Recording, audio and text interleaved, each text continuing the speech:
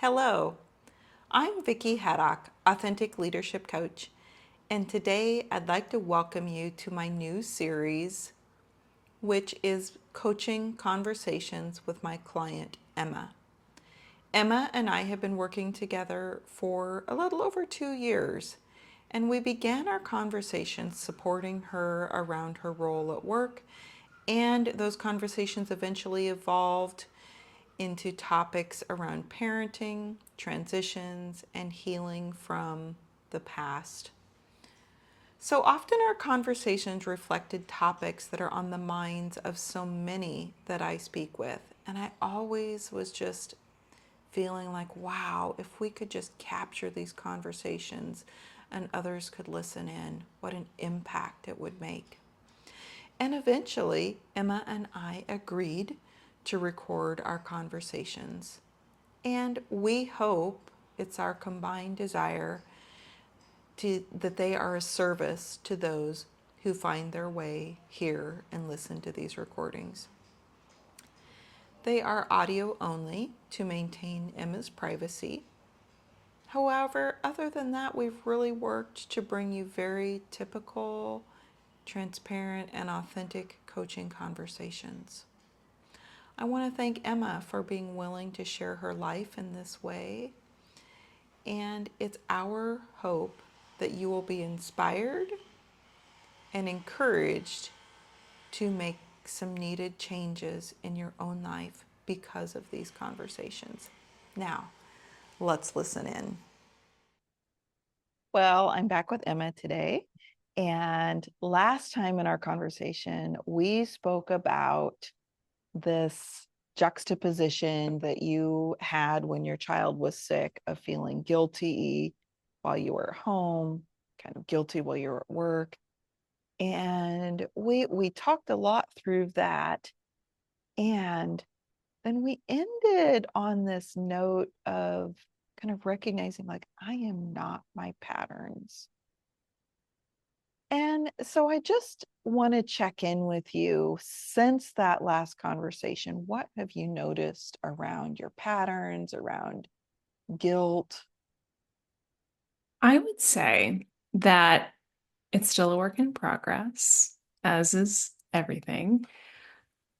But I'm feeling a lot more, I'm better able to recognize when a pattern enters into the thought river of my brain. Just a silly metaphor. Mm. And I think for me, that's the win right there, is just being able to like catch myself sooner. Like, oh wait, nope, hold on. I am not my thoughts. This is a pattern. I think where I think it's just building that up continuously and then gosh, having also having more empathy for myself and giving myself more grace, that is also improving as well. Hmm, that's awesome. It's so important what you're saying here, catching that thought as it pops up in the river of your brain. It's almost like I love that metaphor brings up so many juicy things we could do with it, but it's almost like it's just like, oh, a fish popped up here in the Hmm. river, and now I don't become the fish. You don't become the thought. You can just let it go on through in the river of your brain. I heard this metaphor yesterday that really just like slapped me in the face. It was like your thoughts, they can either take you for a ride, like they are the horse and they are just going, and that you can either be taken for the ride or you can have the reins and have control over where those thoughts take you. And I think it's exactly where I'm at, is I have a little bit more control of the reins. Yeah, that's awesome. Awesome. Well, as we transition into our conversation today, what's active for and going on for you that you want to focus on today? More thoughts and my reactions to them. I have noticed over the last couple of weeks that my righteous indignation and anger has just come out in full force. Mm-hmm. It is happening at work and it's happening with the world at large. Thank goodness it is not happening in my family. That we're good. But like, I am, I feel like I'm leaning into this just like immediate reaction of like unbridled rage. Mm. Mm. And it's always one of my values is how do I put this? One of my values is like treating people like justice, like being treated fairly. And I whenever I feel like people are being treated unfairly, I'm being treated unfairly, it is just an immediate nervous system reaction of fight. Okay, so let's call it a trigger Yes. because it's almost like, well, let's even shape it a little bit different because if you would have an image of um let's call it a sore spot inside of you, that when something external happens, it touches that sore spot, which then triggers or releases something Hmm. else. Yeah. Okay. So, in our conversation today, what would you like to discover with this unbridled anger? Like we've talked about this before, and I very much believe that I have a trigger around this. And I mean, we can just get into it, like Mm-hmm. getting into that trigger and that sore spot. I love how you describe that as a like an actual physical wound that is Yeah. being touched and like prodded and is in pain. Mm-hmm.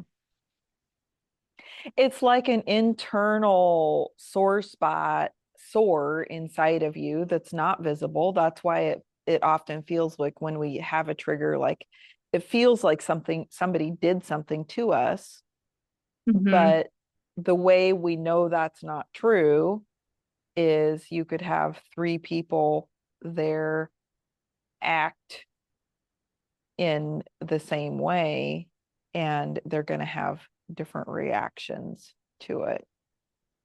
So there's also an element here of discernment. So I want to hold that. If we forget, let's come back to discernment after we kind of unwind this a little bit more. Yeah. Yeah. Yeah.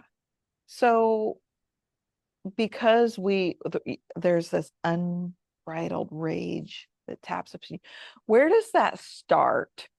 So if you think about what is the catalyst for that.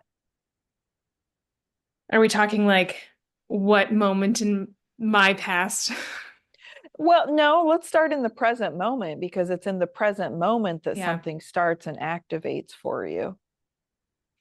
I feel it right here in my heart center, like right in my chest of like someone has is squeezing my chest and like but like squeezing my heart when it happens and I feel it here and it's very visceral. Okay. But something happens and then you feel that. Yeah. What happens on maybe it's a generic, um, maybe there's a generic kind of label or situation that you can say is what triggers that, or maybe there's a detailed one you want to. If I could think of like a situation where it happens, when I kind of like I mentioned earlier, like if someone says something that I interpret, my interpretation of that statement is that's unjustly unfair Mm-hmm. and that these people are not being treated as they should, whether that's Mm-hmm. me or people that I care about. Mm-hmm. It immediate right here in my Okay. chest. So the trigger is unjustness, a perception of unjustness and unfairness. Yes. Okay. And that triggers. this. Hmm. Once this in your chest triggers, what happens next? My mouth starts going, and it's me going off on like how it is judgments on that person. It Okay. is judgments on how it is affecting other people and general anger and words about that. I almost have a hard time. Like I don't have any, doesn't feel like I have any control over the things that are coming out of my mouth, but they're all directed at really judgments around the situation. Okay. So it triggers your nervous system into a dysregulated space, which you identified earlier as a fight. Sounds like that's accurate. All this, you're triggered, and now you're reacting from a fight space. How effective is that It feels really good in the moment. to It, you? to me, but at the end, like it feels good in the moment, and then it doesn't feel good after. Uh-huh.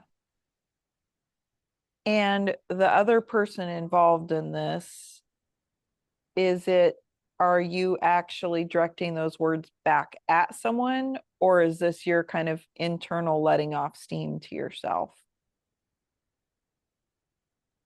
In the past couple weeks, it has never been directed at the human being that is saying Okay. it is to other people Okay. involved in the situation.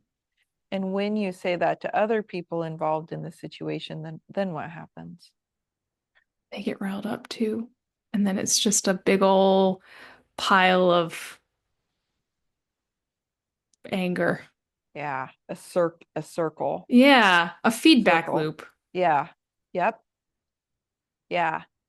And when we get into the circle, so if we were mapping or diagramming this pattern, which I think is so helpful, we would have like a star over here that was the trigger. We'd then have an arrow going to your clenching response. Then we would have another arrow going to box over here where, you're angry and judgmentally responding to other people. And then we would have this kind of circle loop going on where now we get people riled. We're all riled together. Okay. What is the outcome of everyone being riled together? Nothing happens from it other than we just talk about our feelings. Well, talk about our perception, and then we move on.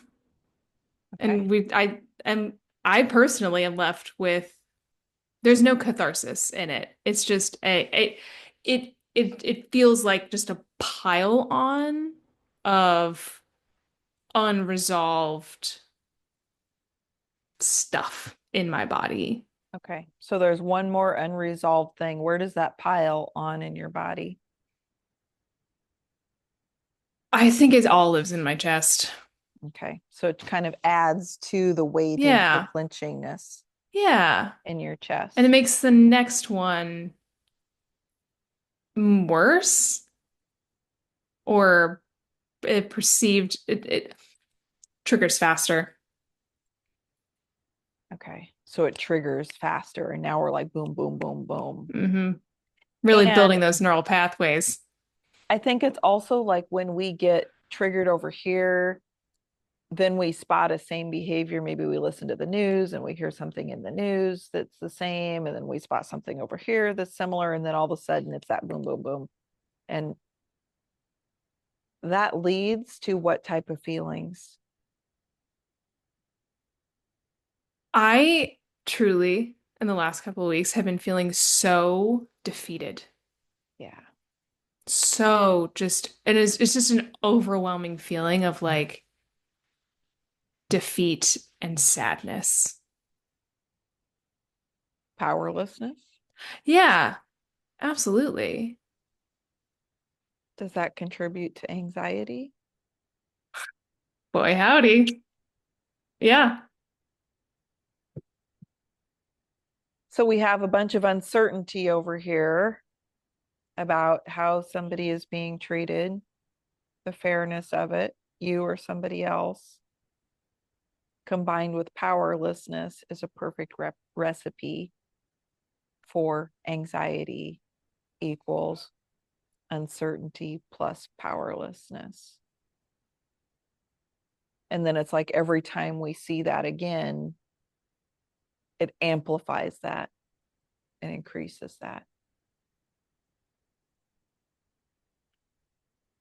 that is absolutely the loop that I have been stuck in.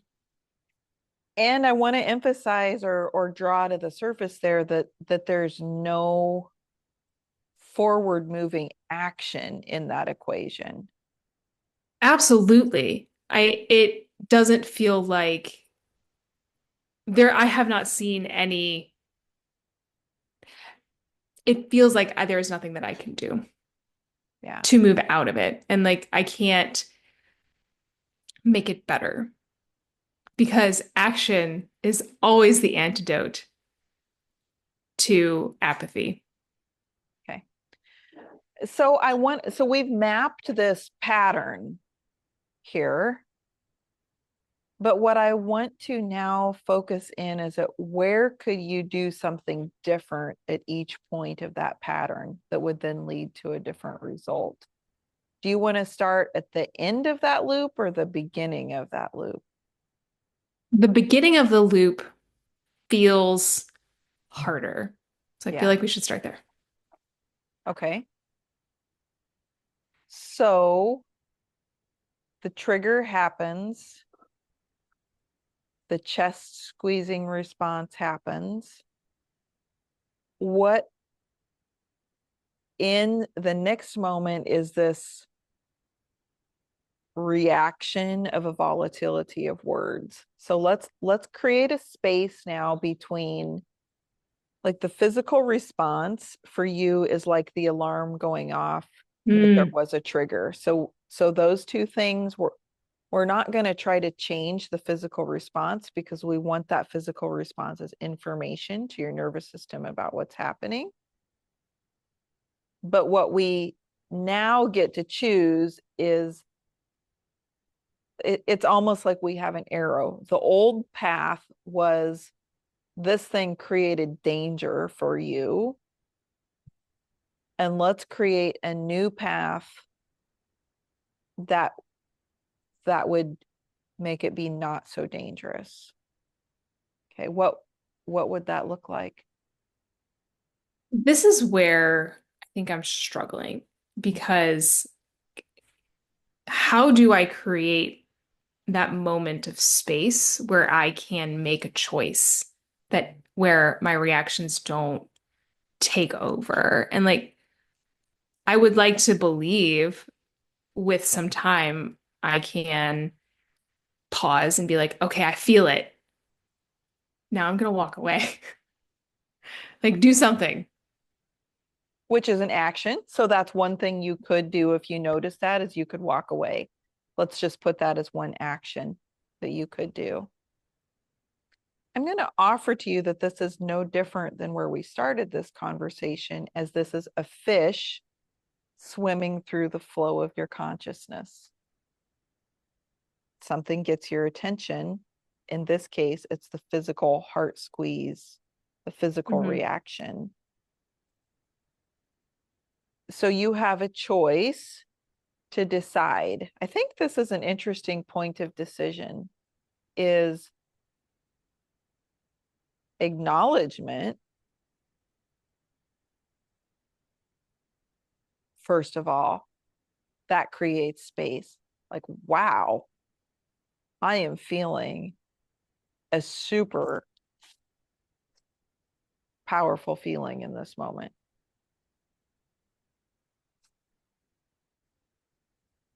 There are moments of time where you say something and I'm like, that would solve a lot of my problems. And I think it is truly acknowledging a feeling in my body rather than shoving it down. Yes. That, Sometimes that's the only action we can do. yes, in the moment of dysregulation, acknowledging that I'm having a feeling in my body feels like it would give me enough space to make a choice Yeah. that is in alignment with how I want to be in this world. So let's practice that for a minute. When you feel this triggering heart squeeze, how would you acknowledge that? Let's just practice of I am feeling my chest being really tight right now. That's okay. It's okay to feel this way. Now, what's causing my chest to be tight is the next question. Mhm. Okay. Could you give some words to that? What's causing your chest to be tight? Right now, someone said something that I don't agree with. Okay. And what if in that moment, in that conversation, you could say, wow, when you said that right now, my chest just like squeezed together. And I just feel like I don't agree with that. And I need to sit with that for a minute.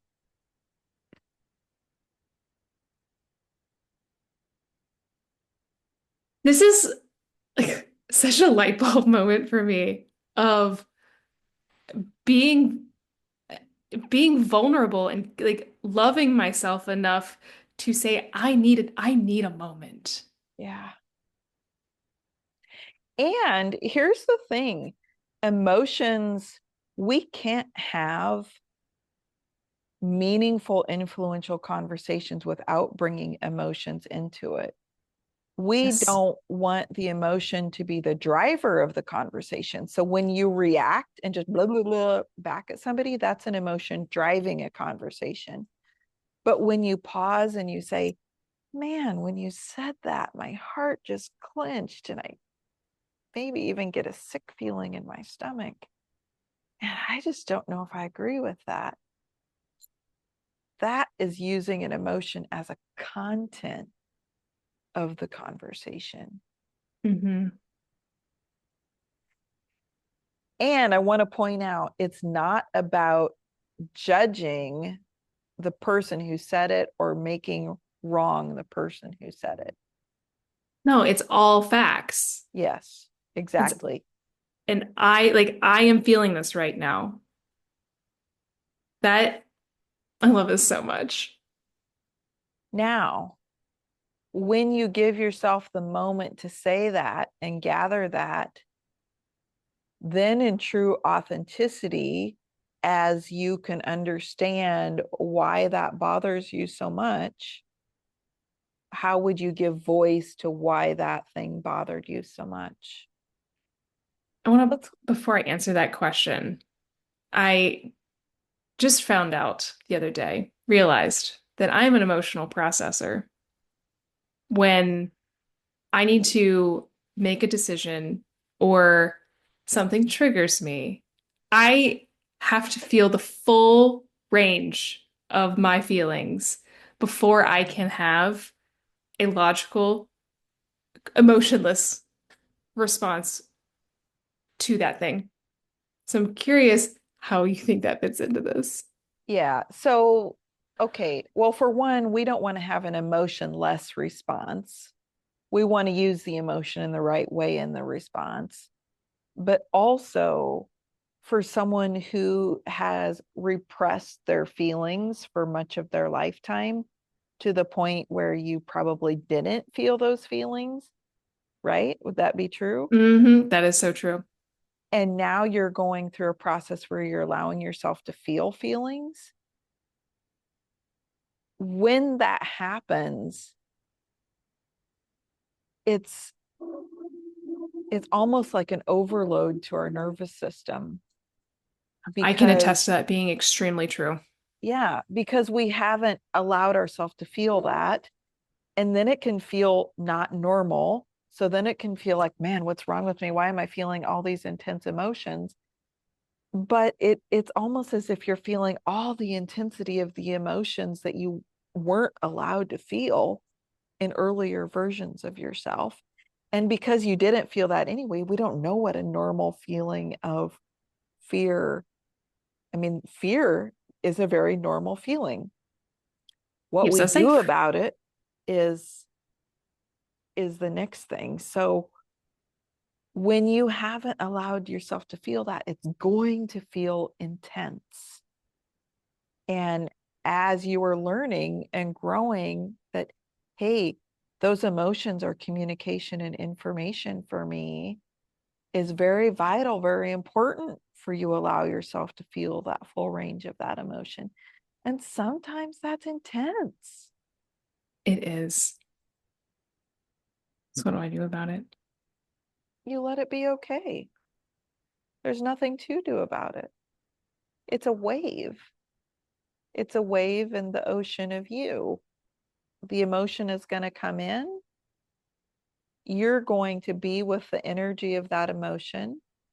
If you need to step away and do some things to process the energy of that emotion, what are two or three things you could do to help you process the energy of that emotion?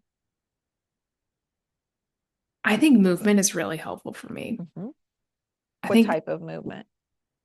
walking, dancing, jumping, shaking, all of those things are really helpful. Actually, last night I was like, I think I need to move my body. And then I didn't do it. I was like, oh, really should have done that. So I think movement Yep. is really helpful for me. Okay, so you could dance. You could put on a 5-minute dance track and dance your heart out. You could go for a quick walk. I personally love an activity called a mind dump, where we just take a piece of paper and for 10 minutes, we just write out, just it's like transcribing our mind. It's just like fast and Hmm. furious as you can. Just dump it out on the piece of paper. Super effective. So now, okay, you have a couple tools right here that are in your tool belt to help you process the intensity of that emotion. Once the intensity of that emotion has come down, now your brain, so when that emotion triggers and you're in that fight response, your brain literally is firing in the amygdala or the limbic brain. You've lost access to your full discernment and reasoning. As you process that emotion by dancing, by mind dumping, by whatever it is, and you recenter, you regain access to all of your faculties. Now, now you can decide what is needed in this moment. You can now, from a different place, evaluate, was that trigger just about me and I needed to learn how to take care of myself and let that go? Is that trigger something I actually need to respond to? Do I need to have a conversation with somebody about it? Or in the global sense of things, is there an action? If I see a global unfairness happening, what's the action I can take around that? So let's think about one. What would you do if you decide, oh, this is something I need to do to take care of myself?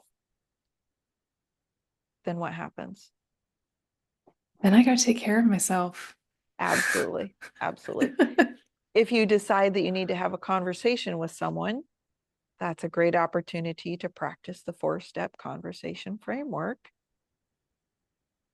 and have a meaningful conversation. Yes. From a discerning Yes, from place. a grounded, discerning space. Yes. And if it's a global issue, what are some things that you could do for a global issue? I have been trying to decide what to do about this, but I think getting connected with my community Mhm. and finding ways Awesome. in my local community. You find ways in your local community. You could donate some money to a nonprofit that Hmm. supports things that you feel contribute to fairness and equality. Um, you could email a senator or a representative, House representative. Yes. You could share some educational information on social media. I love how focused on actions these are. It's like, let's not deal feel the ding dang feelings. Feel them. Let them be okay. Acknowledge them.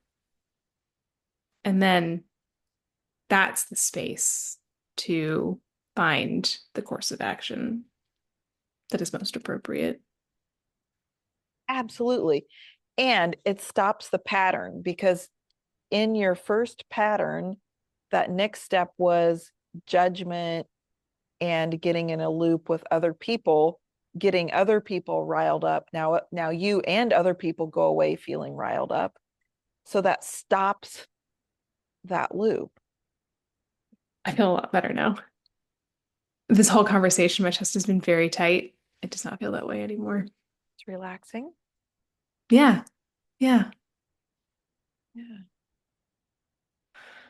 How have you changed your uncertainty level through our conversation? On a scale of 1 to 10, 10 being like the most uncertain, I think I was probably at a 7 or an 8. Mhm. And right now I'm feeling like a 3. Awesome. And how about your powerlessness? Honestly, I feel like I have fully regained my power in the situation because there's steps. And I believe in myself to be able to acknowledge and feel and quite frankly give myself the blessing of feeling my feelings. Yeah. And how's your anxiety level right now? I have no anxiety right now. Okay, so I wanted to just point that out that when we lowered the uncertainty, we brought you back into certainty of which is related to the steps that you can take, which also completely changed the feeling of powerlessness. And then it let the anxiety dissipate. Hmm. I'm curious what your perspective on this is. I feel like a lot of what we talk about kind of circles the same things, but in different modalities. I feel like this is just the journey of healing, the journey Mhm. of getting the right tools that you need to to move to the next level. Yeah, this is what I call learning self-leadership. And I think that when we're thinking about leadership of, whether it's leadership of a family, leadership of a team, leadership of, a global cause, we have to start with self-leadership and strengthening our own foundation. So these things that we're talking about are ways that you strengthen your own foundation. But if you think back to that Eiffel Tower metaphor that we've used time and time again, the Eiffel Tower is built in segments, right? So there's different layers of platforms. And there's a misconception that in the world that we should deal with something once and then it's over. We should never have to see that thing again. But I think that's not true. And I think on the healing journey or on any growth journey, we're going to have echoes of our old self that come through. And anytime we take a step to a new level, we have to, from that perspective now, let's say that in the Eiffel Tower, you climbed from platform 1 to platform 2. You're in a new level, a new perspective. And that redefines, now you have to redefine, what do my values mean at this level? Mm-hmm. What skill set do I have to build to grow to this level? How does my mindset have to shift to be at this level? And what does that mean to the balance and the harmony in my life? What do I have to do to maintain balance and harmony in this space? So that creates that spiral effect where we're looking at the same things like communication, nervous system regulation, emotional regulation. We're looking at it from a new vantage point, a new level of the spiral, and you're building on the skills that you brought from that old level to the new level. And we're just also being aware of any echoes, any old versions of ourselves, because the version of us from here all the way back to birth has some echoes that it brings with us. And the less power we give those echoes, the more present we are and the more able we are to move forward and be effective in this current space. I really appreciate that reminder and like thinking of them as echoes and not once again shoving them down and act like dealing with them head on and coming up with tools to grow to that next level. It that really resonates.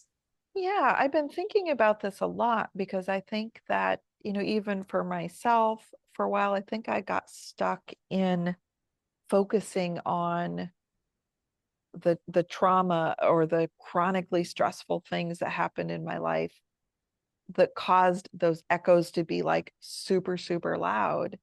Yeah. And when we get caught and focused on that, and I think there's some truth that we have to focus on that for a time to learn it, right? We have to see its nature.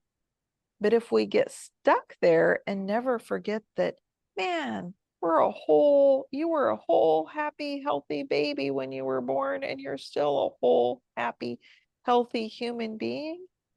Yeah, you might have some echoes from the things that you've experienced in the past, but your identity is not those echoes. Your identity is a whole, happy, healthy human being. Yes, absolutely. It's a good reminder too. Yeah. Yeah. Because it reminds us, then it takes away the power of those echoes, and we cannot get emotionally invested in feeling like self-judgment or shame or blame when an echo happens. Thank you for this conversation today. Yeah. I want to give you just a minute to summarize the journey that we went through today, and then think about what action steps you might want to take in between now and our next conversation. Thinking back, I started this conversation in a very dysregulated place. I didn't recognize it, but I was dysregulated. And honest to goodness, the realization that my patterns all start with a physical sensation in my body and using that as a warning bell or like a, hey, something's going on, Information. information, and using that to like just as a point in time where I can acknowledge it and validate it, validating being like, I think as important as acknowledging it, to then decide how to move on is so powerful for me. So I'm going to really practice acknowledging the feelings in my body and not ignoring them or shoving them down because they're inconvenient in the moment. That's beautiful. And I think that using our body comes back to the fact that all of our emotions from the past that we haven't processed get stuck in our body, and they show up as a pain, as a physical response.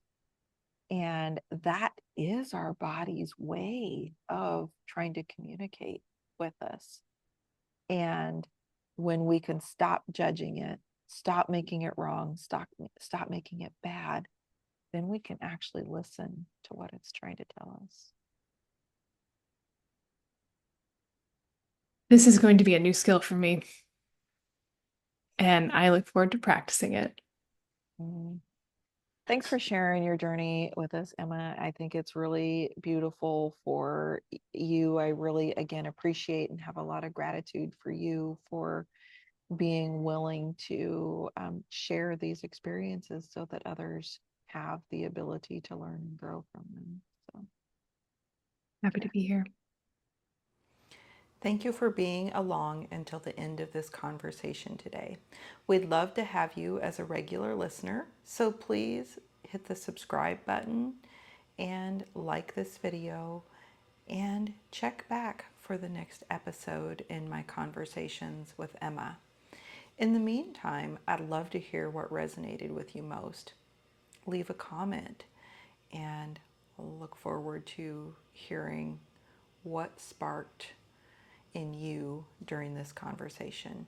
Also, feel free to share this with a friend, and we appreciate you being along in helping us to bring inspiration and hope and healing to all those who listen. So take care and have a beautiful day.